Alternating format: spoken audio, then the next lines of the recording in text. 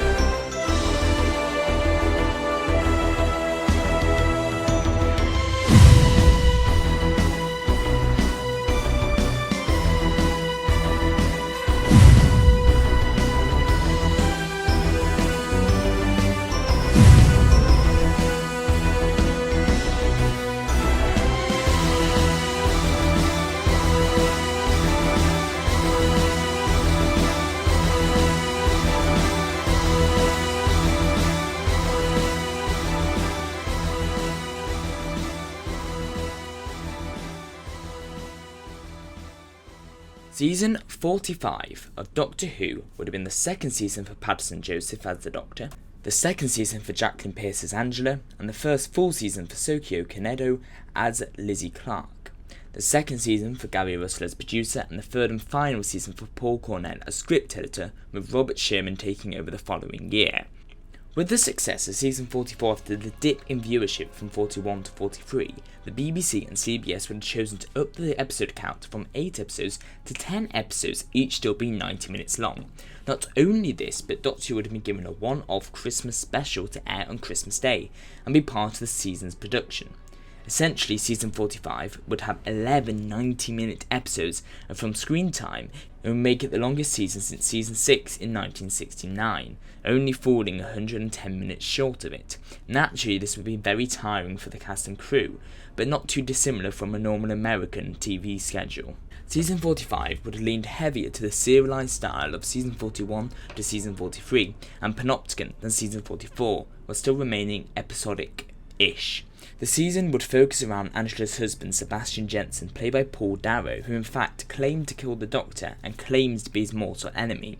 We follow the Doctor, Angela and Lizzie through history as they follow him.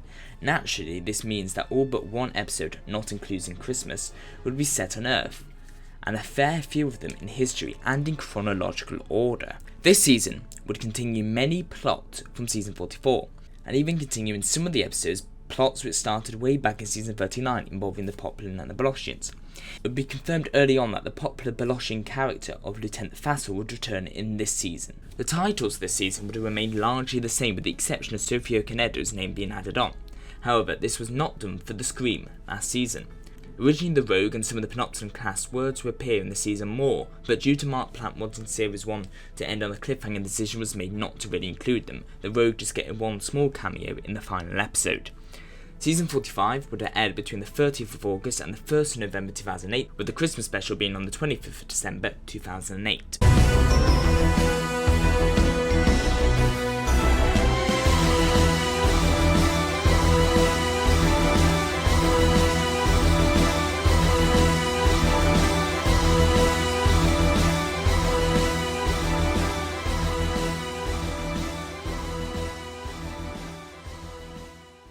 The Doctor takes Angela back to Downing Street to return to a normal life as Prime Minister. However, when the Doctor meets her husband, Sebastian Jensen, it all goes horribly wrong, as he claims to be the Doctor's mortal enemy. He claims at some point in the past he killed the Doctor and allowed Earth to be invaded. Now the Doctor, Angela and Lizzie go off to the Abbey of Falsacar to track down Sebastian and stop him from killing the Doctor. This episode would open with the Doctor, Angela and Lizzie at the end of a random adventure running to the TARDIS and taking off. They talk for a bit and we get the sense that a lot of time has passed since the final episode of season 44 and they have had lots of adventures together. Finally, Angela says, "I'd like to go home now," and the doctor asks if she's sure, and Angela says yes. The doctor lands the TARDIS in Angela's office in 10 Downing Street, and they get out. Sitting on her desk is Brian Greene, the Deputy Prime Minister. He's shocked when he sees her and explains that she's been gone for a year, with a brief sighting in an old village in Lancashire. Angela says that she's back now, and he can be gone. Confused, he goes. The doctor and Lizzie are about to go when Angela invites them to stay a bit longer and have some tea. So they sit down and have tea with Angela and her husband Sebastian. But when Angela leaves to attend an urgent matter, Sebastian reveals himself to the doctor, claiming to be his mortal enemy and to have killed him in the doctor's personal future. When Angela comes back, the doctor tells her what has happened and she confronts Sebastian. Sebastian claims that he never really loved her and only used her to get to the doctor. The doctor says they must go back in time to stop Sebastian from ever ending up here and from possibly killing him. They go to the Abbey of Falsica in the year 4956, where they can research Sebastian Jensen and find the earliest reference to him in Earth's history. However, while they're there, they discover the abbot is rather uncooperative, and then about halfway through the episode it's revealed that the abbot is in fact a new regeneration of the meddling monk. We then have a fairly bog-standard base under siege story, which this season sees a lot of, with the monk as well. The monk would now be played by Graham Gardner, and would be a delight as the monk and really enjoyable. The episode would end with the monk defeated and the Doctor, Angela and Lizzie landing in 305 AD and the Doctor stating, "Angela, this is the first reference to your husband. Be aware he may be very, very different."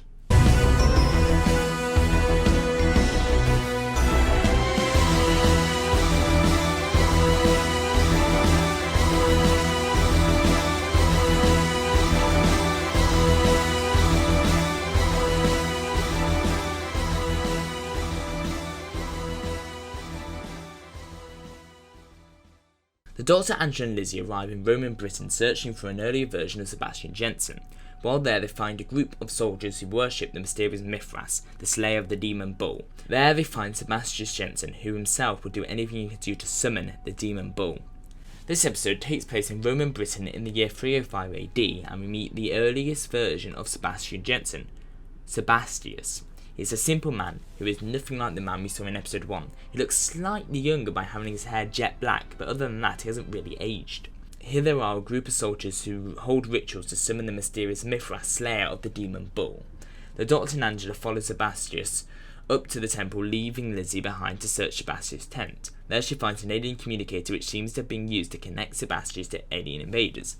At the temple they find that the soldiers hold a sword that allegedly never rusts, and they believe Mithras used in battle to slay the demon bull.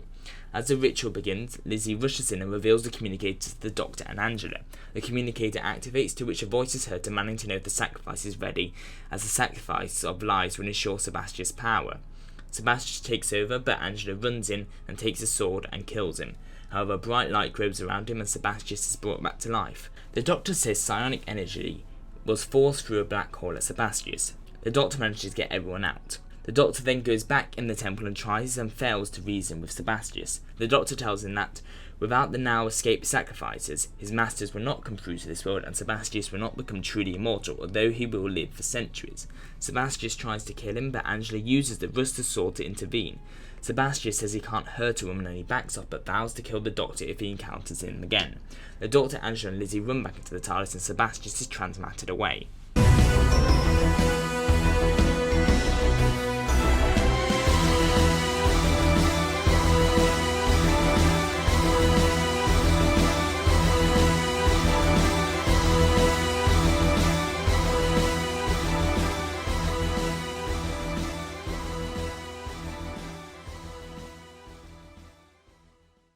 Barely escaping, the Doctor traces the transmat beam to the Aaronovitch system. Knowing that the next transmat will occur 750 years later, the Doctor, Angela and Lizzie track Sebastian to 1055. But what is Sebastian planning, and what does it have to do with the King and Queen? This story takes place in 1055 in the court of Edward the Confessor. Edward held the throne for decades by promising it to many others, causing the would-be heirs to fight each other instead of Edward. A signal from Aaronovitch leads directly to the court, and a radiation detector reveals a power source nearby. Edward and Edith have just banished the Earl of East Anglia. Now they must fill his position. The likely candidate is Bishop Jensen of Exeter, who has come to visit the court, bearing gifts forged from a new metal found nearby. The Doctor, Angela and Lizzie of course bump into him and trouble ensues. Sebastian poisons Lizzie at one point, and the Doctor and Angela work tirelessly in an excruciatingly long sequence to save her life. They find out that Sebastian has been mining a special metal that is unknown to everyone. It turns out that he's actually mining plutonium, and 100 barges of it are en route to the court to power a machine that Sebastian has made to bring his masters there. The Doctor takes Sebastian down and confronts him on a rooftop where they fight. During the fight, the Doctor destroys the machine, but a wave of energy is released out of it, and Sebastian falls off the rooftop, apparently dead. The Doctor, Angela and Lizzie go back in the TARDIS, where the Doctor explains that Sebastian isn't dead, but instead the energy has given centuries more of life. The Doctor then sets course to the TARDIS to arrive at the next major historical event, and that Sebastian has been recorded at.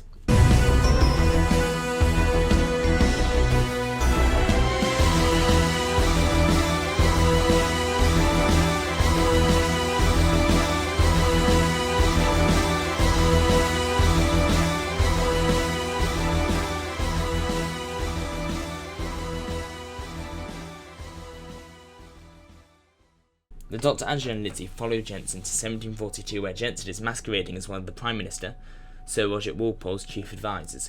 However, Walpole is about to be overthrown by his own Parliament after he was accused of corruption on the highest level. The Doctor, Angela and Lizzie must stop Jensen from changing history and allowing the United Kingdom to fall. This story would be a celebrity historical with the first and longest running Prime Minister, Sir Robert Walpole.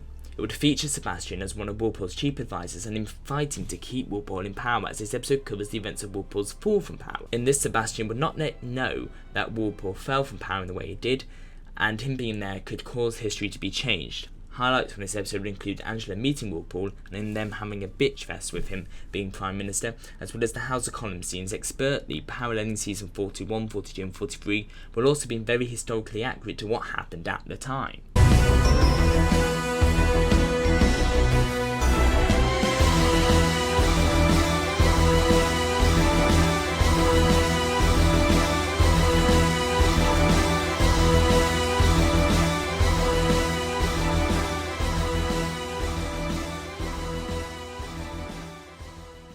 1806, Sebastian Jensen has made a name for himself, and with even the prospect of a knighthood coming his way and his engagement to the beautiful daughter Sir Richard Martin, he's done very well. However, when the Doctor, Angela and Lizzie arrive, tensions rise as they begin to piece together what he wants, and it's something he's been waiting for a very long time. This is sort of like a mid-season finale, although there'd be no split.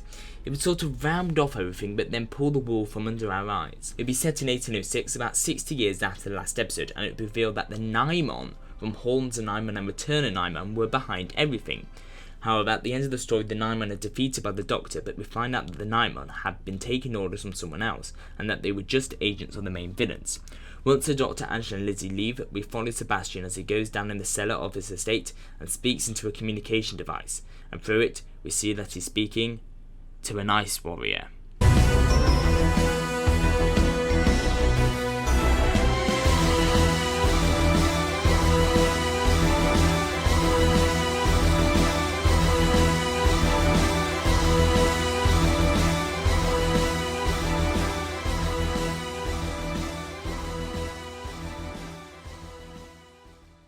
His Majesty's airship, the R101, sets off on a maiden voyage to the farthest flung reaches of the British Empire, carrying the brightest lights of the Imperial fleet, carrying the hopes and dreams of a breathless nation. There's a storm coming. There's something unspeakable, something with wings crawling the stern. Thousands of feet in the blackening sky, the crew of the R101 brace themselves. When the storm breaks, their lives won't be all that's at stake. The future of the galaxy will be hanging by a thread. This episode covers another historical event, which is the crash of the R101 in 1930. Sebastian will be posing as Lord Thompson, the Secretary of State for the Air.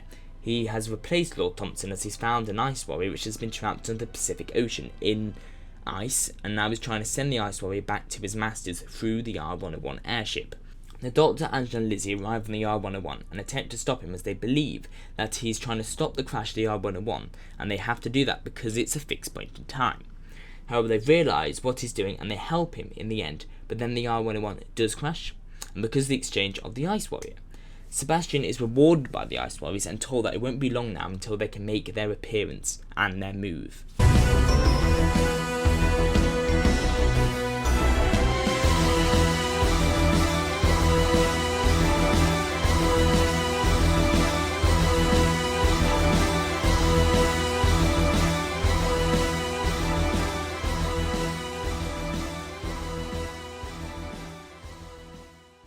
The Dr. Angela and Lizzie follow Sebastian to 1965, running a snazzy hotel on the shore of Lake Gransmere with his girlfriend Alison Cheney, Lizzie's mother.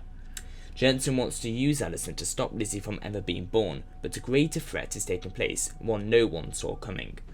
This episode is our Lizzie episode and sees us in 1965, and we meet Alison, Lizzie's mother. It turns out that Sebastian, with the knowledge of Lizzie from their previous encounters this season, has started up a hotel with Alison, who is attempting to stop Alison from meeting Lizzie's father, thus rendering Lizzie dead, or even worse, she never existed. This story also features the Zygons from Terror of the Zygons and the Zygon Dread. They are working for the Ice Warriors and they plan to retrieve Sebastian for the Ice Warriors, and in return they'll be given some chemical weapons from the Ice Warriors so they can make Earth like Zygor. This plot, however, is relegated to more of a subplot though, and the main focus of the plot is the Lizzie plot. The Doctor does defeat the Zygons in the end, and the Sebastian ends up thinking he has killed the Doctor, with the Doctor, Lizzie and Angela only narrowly escaping the TARDIS.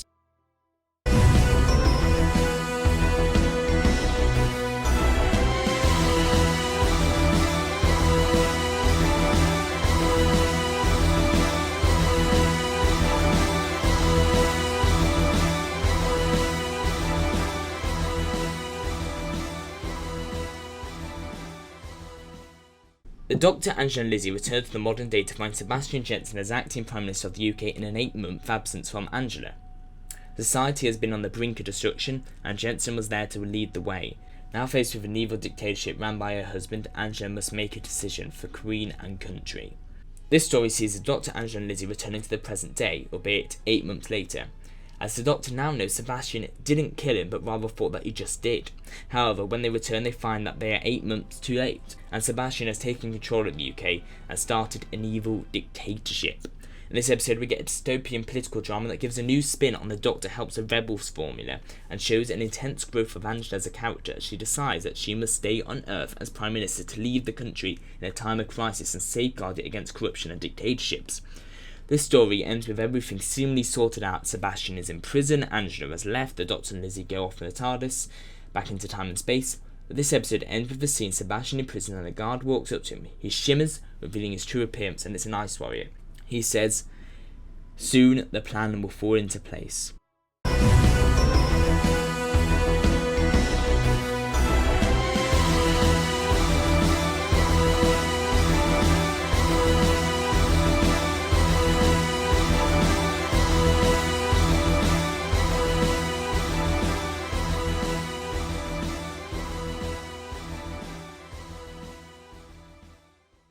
The year is 2108 and the world is in chaos. The war has gone on for long enough and the government has ordered a secret covert operation to the depths of the ocean in hopes of challenging the one final hope for the human race.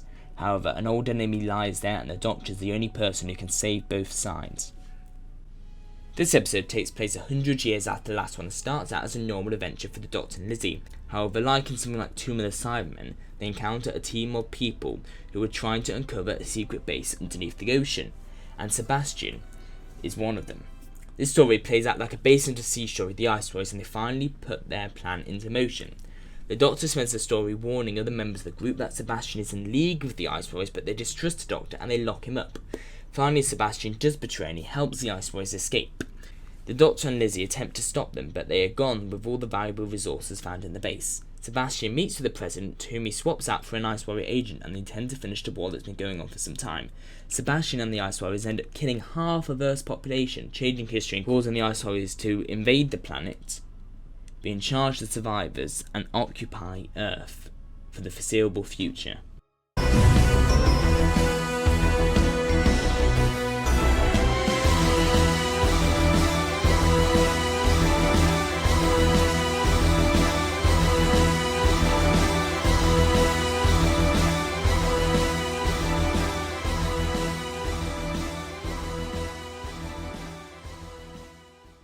The Doctor and Lizzie trace Sebastian into the far future to a Belosian space station known as Cold Star. Sebastian has obviously been there for some time as Cold Star is abandoned and roaming adrift, but some old friends and enemies await the Doctor there. This story takes place in the far future in the 2-year period between episodes 5 and 7 of season 42 and the period that Rebel Zero is set in. It's set on a Belosian space station called Cold Star in which Sebastian has been locked up in. He has been abandoned for over 1,000 years or so since the last episode, After the Ice Warriors took over Earth, but as it turns out their dominion ended when the Galactic Federation liberated Earth. Now the Doctor and Lizzie find him there and they set things into motion. The Beloshian authorities are notified that people are there and they storm the space station, but they themselves are attacked by the Resistance led by Fender now. The Doctor puts out a distress call to try and contact the Gallifreyan Union to attempt to sort things out, but there is no response as this is the time that Gallifrey was under quarantine. Everyone is trapped there when the Ice Warriors await from the bowels of the station. They attempt to break out and regain their freedom. This episode also features a return of Lieutenant Fassel from season 44's The Empty Child, who picks up the Doctor's distress call and helps him save the day.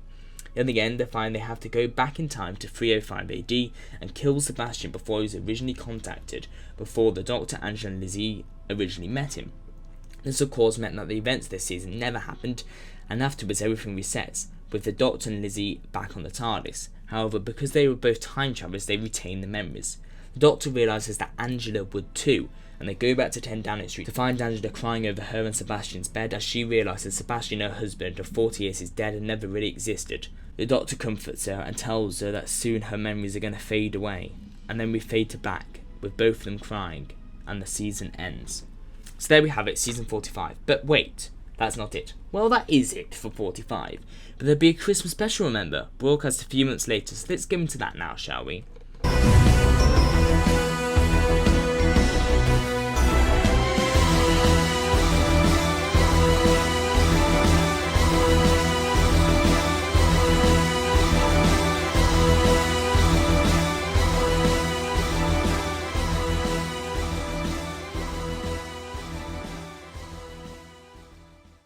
When the evil Skelos launched an attack upon the 17 worlds of the Janara system, its peace-loving inhabitants faced total destruction, so it's fortunate the famous traveller in time and space known only as the Doctor is in the area, and doubly lucky that with the help of his pretty young assistant Sally Ann, he manages to defeat the deadly creatures and save the day. One thing is for certain, for the Doctor and Sally Ann, there's deadly danger ahead. This episode would be the Christmas special for 2008, and it would be a comedy episode. It would see the Doctor and Lizzie meeting up with an imposter of the Doctor played by Richard Bryce, who is using the Doctor's fame to make money by pretending to be him. Not unlike I am the Doctor and you are my patient. However, in this, they would both have to team up to save the world of the Janara system and go on a quest. This would be a light-hearted, fun Christmas special with lots of special guest stars and comedians in it, which will receive a giant audience on Christmas Day. So there we have it. Now season 45. I hope you enjoyed this, and up next is Panopticon Series 2. Until then, goodbye.